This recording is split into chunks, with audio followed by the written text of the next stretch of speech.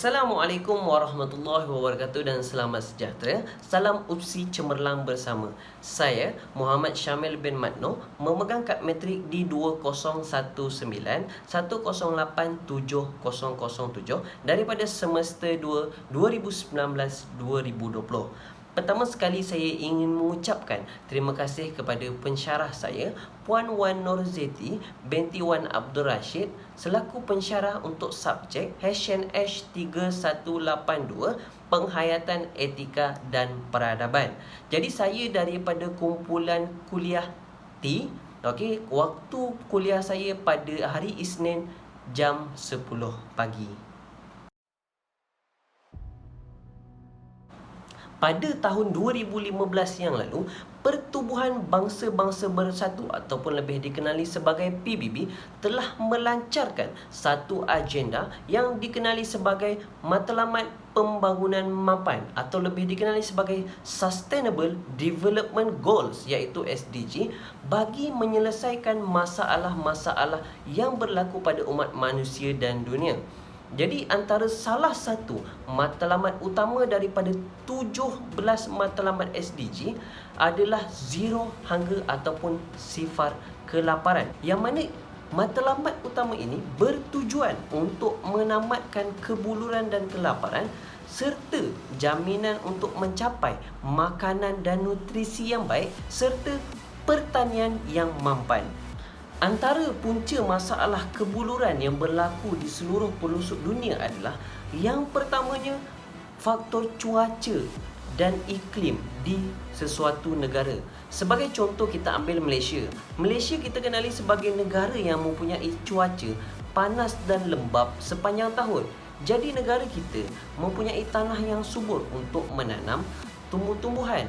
Tapi berbeza di Afrika Barat, contohnya seperti di Sudan, Ethiopia, negara tersebut mempunyai iklim dan cuaca yang panas sepanjang tahun.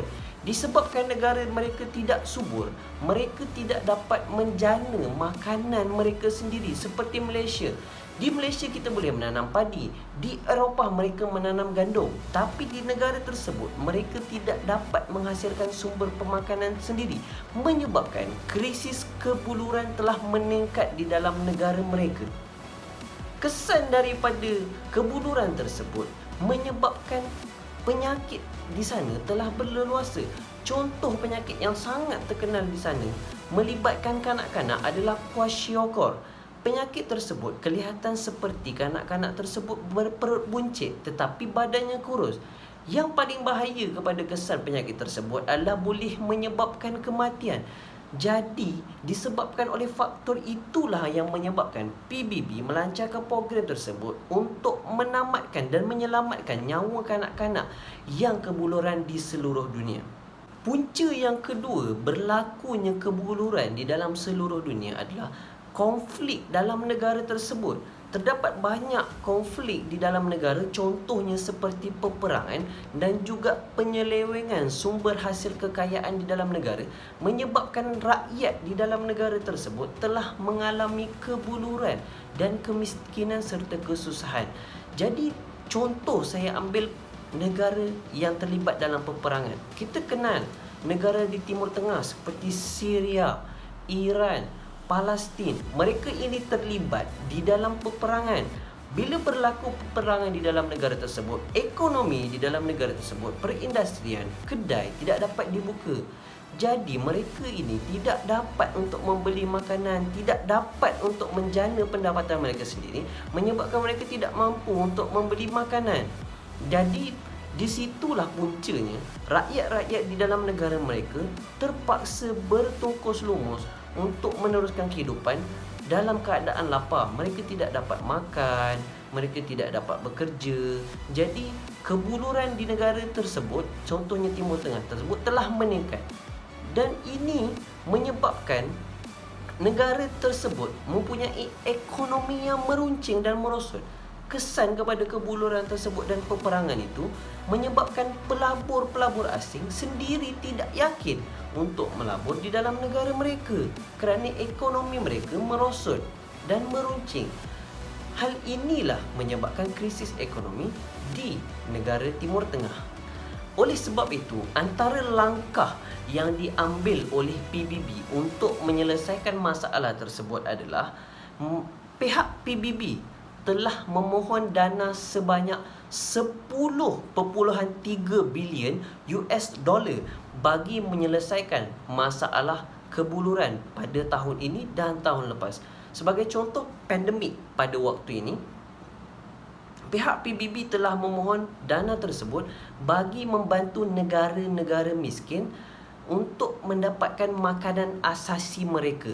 Jadi dengan sedikit sebanyak, dana tersebut telah disalurkan ke seluruh dunia bagi membantu negara-negara yang dalam kesusahan untuk mendapatkan makanan asasi. Selain daripada itu juga, antara langkah yang dapat kita bantu dan lakukan adalah kita sebagai rakyat dan umat manusia, kita haruslah mengeluarkan sedikit dana. Keluarkanlah sedekah, keluarkanlah zakat bagi membantu saudara kita yang lebih memerlukan.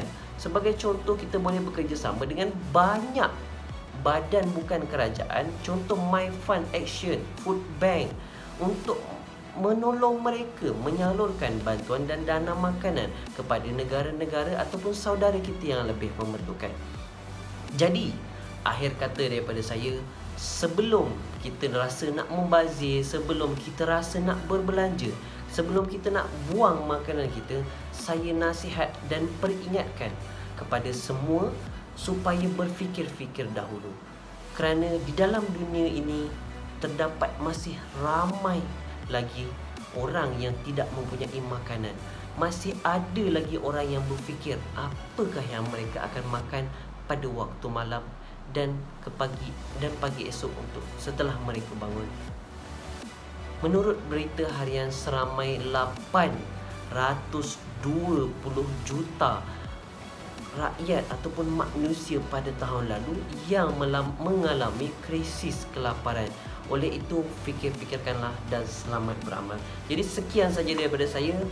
Assalamualaikum dan terima kasih.